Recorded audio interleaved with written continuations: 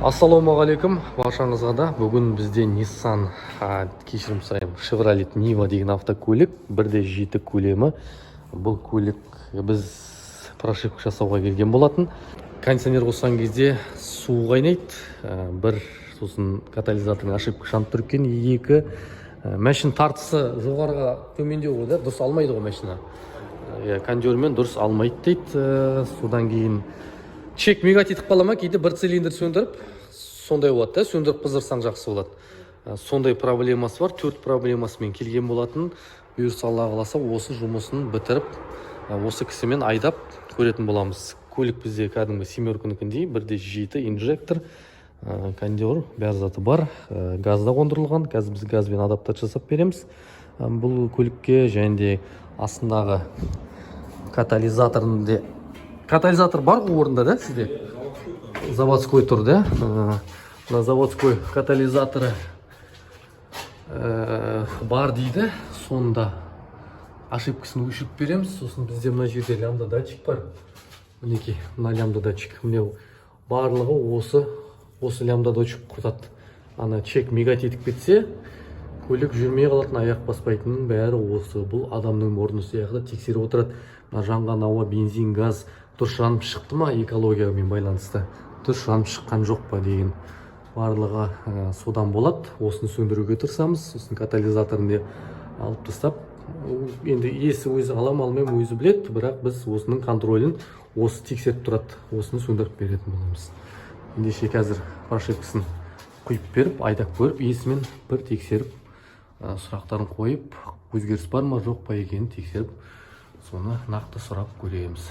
Сонымен достар, қазір прошивкасын құйып болдық. Енді бұйырса 1-2 километр айдап көреміз, қандай өзгеріс болған, болмаған бір нақты тексеріп көретін боламыз. Қазір айдап жатырмыз. Сенде жаңа чек жанып келіп еді ма? Келген жоқ па? Жаңа чек жанып келді ғой. Енді чектердің бәрі сөнді. Газдың калибровкасын жасау керексің, автокалибровка деген. Содан кейін бұйырса бәрі нормальный болады. Қалай бұлай ощущение? Өзгеріс бар ғой да? Жүрсінде бұлай. Жүріп көр, 5-ке салып көр, 5-ші скоростьпен айдап көр, 4-пен айдап көр. Кондиционермен қосып көр, жүргізіп.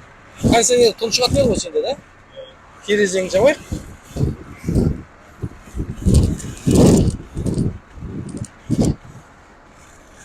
Қазір кондиционермен көрейік. Кондиционерді оборот неше болып тұрады еді? 800-де болып тұра ма, 900-де болып тұра ма?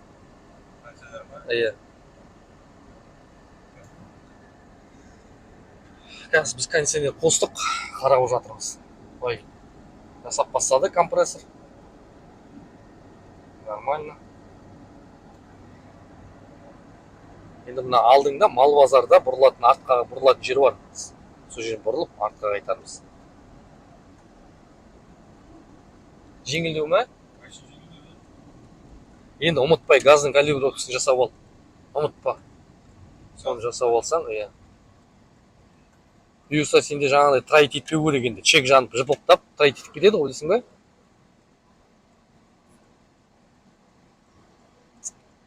Кондер қосылған кезде сенде оборот 950 мыңда тұрады енді. Кондиционер көмек болу үшін да. Бұрын 800-де тұратын шығар. Кішкене жеңілдеу болу.